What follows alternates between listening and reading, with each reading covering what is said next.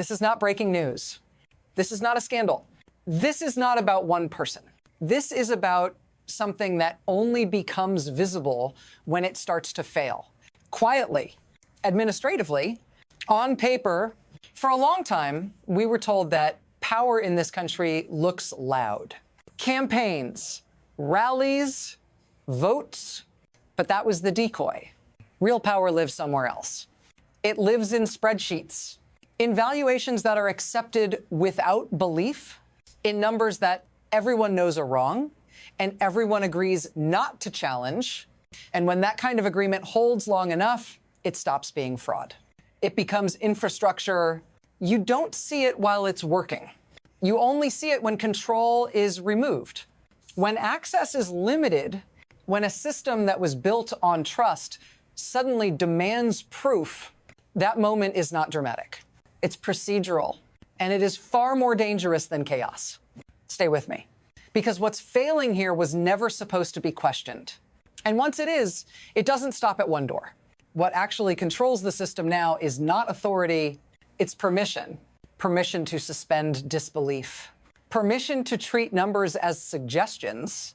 Permission to keep things moving because stopping would be expensive. We are taught that systems fail when bad actors break the rules. But that's not how this works. This system survives precisely because everyone follows the rules as written and ignores what those rules are meant to prevent. Banks don't need truth. They need plausibility.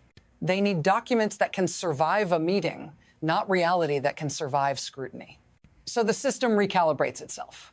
Risk becomes routine. Exception becomes standard. And accountability becomes theoretical. What matters is not whether something is real. What matters is whether enough people agree not to ask. That agreement creates stability. It also creates fragility. Because once enforcement appears quietly, procedurally, it doesn't argue. It measures. And measurement is the one thing this system was never built to survive. Hold on to that. Because the shift didn't happen overnight. It happened so slowly, most people never noticed it was happening at all. The most dangerous changes never announce themselves. They arrive as conveniences. There was a time when valuation meant verification, when numbers were checked because they mattered, when disbelief was part of the job. Then something shifted. Speed became more valuable than certainty, volume more important than accuracy, relationships more useful than questions. Before, a number had to be true. Now, it only has to be accepted. That acceptance didn't come from ignorance. It came from experience, from years of watching consequences fail to arrive. When nothing bad happens, behavior hardens. Shortcuts turn into norms. And eventually, the system forgets why the safeguards existed at all. This is how fragility disguises itself as confidence. Everything looks stable until someone asks for proof instead of promise. And when that happens, the past doesn't stay in the past. Every assumption gets revisited. Every exception gets reclassified. What felt permanent suddenly looks provisional. And the system realizes too late that it was built to function, not to be examined. That realization doesn't land all at once. It starts with one disruption, and then it moves. Here is where the system flinches. Not with sirens, not with spectacle. With paperwork, control is removed. Access is restricted. Operations are handed to someone else. No accusations are argued. No defenses are heard. The system doesn't debate intent. It just intervenes. Spaces that once functioned as nerve centers go quiet. Events are canceled without explanation. Doors that were always open now require permission. This is the moment when power realizes it is conditional, not revoked, just paused. And that distinction matters because this isn't punishment, it's containment, a signal that whatever trust once existed has been exhausted. That verification has replaced reputation. That assumption has been replaced by supervision. If you're trying to understand why this feels different, stay with me. Because what's happening here isn't a judgment on the past. It's a stress test of the entire structure, and the results of that test won't stay isolated. Watch closely, because once control is reassigned in one place, the question becomes where it goes next. Here's how the system actually works. Not through belief, through asymmetry. One side gets flexibility. The other side absorbs risk. Institutions don't need honesty from the top. They need cooperation. As long as paperwork moves, money flows. As long as money flows, questions wait. When numbers stretch, they don't snap, they bend. Loan committees adjust. Assumptions are revised. Warnings are buried in footnotes. Everyone involved understands the fiction, and everyone benefits from maintaining it, until they don't. Because the damage doesn't land where the deception originates. It spreads outward, to counterparties, to investors, to the system that vouched for the numbers without verifying them. That's the trade. Short-term gain for long-term exposure. And once enforcement enters the room, that trade reverses instantly. The benefit evaporates. The liability concentrates. Those who profited quietly step back. Those who trusted the structure are left holding the weight. This is not a flaw. This is design. And once you see it, you can't unsee what comes next. Now the system accelerates. Not because it wants to, because it has to. Once one assumption fails, others can't stay untouched. Files reopen, valuations are rechecked, relationships go quiet, phones stop ringing, then they start ringing differently. What was once tolerated becomes radioactive. Distance becomes strategy. Silence becomes protection.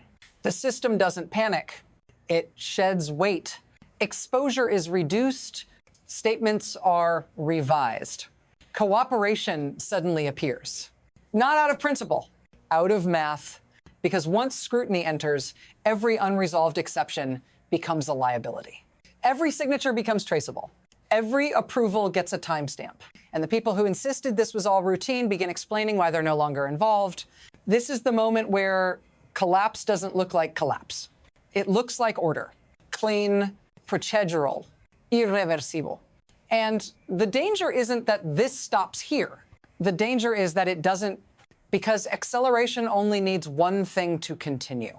Another place where belief replaced verification. This is where it reaches you. Not because you signed anything, not because you approved a loan, but because systems like this don't collapse inward, they export damage. You live inside the downstream effects. Higher costs, tighter credit, rules that suddenly apply again. When trust fails at the top, enforcement doesn't stop there. It moves outward. More scrutiny, more friction, more proof demanded from people who never benefited from the flexibility. You're told this is stability, that this is how confidence is restored. But what's really happening is redistribution, not of money, of risk. The margin for error shrinks. The tolerance for ambiguity disappears. And the system that once ignored obvious problems now insists on perfection from everyone else. If this feels familiar, it should, because this is how institutional failure always lands. Quietly. Personally, stay with me, because what's unfolding now doesn't stop at one balance sheet. It moves through everything connected to it. This is no longer contained. Because systems like this don't exist in isolation. They interlock. They reference each other. They borrow confidence from shared assumptions. When one structure is forced into verification, others feel the pull.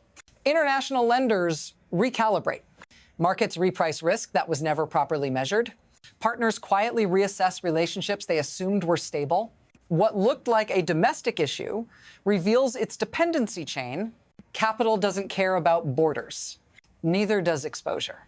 And suddenly, institutions elsewhere begin asking questions they avoided before. Not because they want to, because they have to. Confidence wobbles, not collapses yet. But wobble is enough, because uncertainty travels faster than accountability.